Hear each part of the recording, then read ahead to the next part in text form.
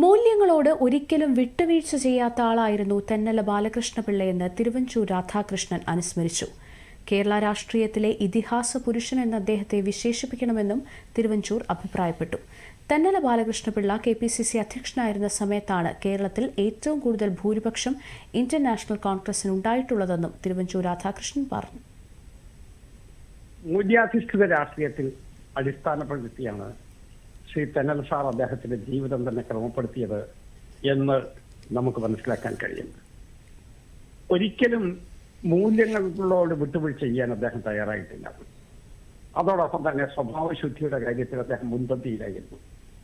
ഒരു രാഷ്ട്രീയ പ്രസ്ഥാനത്തെ നയിക്കുന്ന സമയത്തും എതിരാളികളെ നേരിടുന്ന സമയത്തും പക്വതയുടെ ഒരു സമീപനം വേണം എന്നുള്ള അഭിപ്രായക്കാരനായിരുന്നു അദ്ദേഹം കേരള രാഷ്ട്രീയത്തിൽ ഇതിഹാസ പുരുഷനായി മാറിയിരിക്കുന്നു ആ രംഗത്ത് എന്ന് തന്നെയാണ് എന്റെ വിശ്വാസം.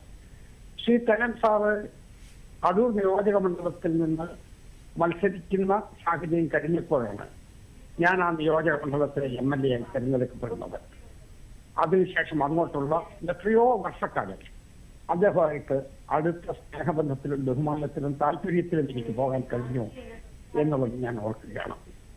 മാത്രമല്ല അദ്ദേഹം സഹപ്രവർത്തകരോട് വളരെ സ്നേഹത്തോടു കൂടിയും മതിപ്പോടു കൂടിയും ബഹുമാനത്തോടു കൂടിയും പെരുമാറിയിട്ടുള്ള ഒരു വ്യക്തിയാണ്. ആളുകളെ ഇൻസൾട്ട് ചെയ്യുന്നതിലല്ല, ആളുകളെ അംഗീകരിക്കുന്നതിലാണ് അദ്ദേഹം എന്നും നിലപാടെടുത്തിട്ടുള്ളത്.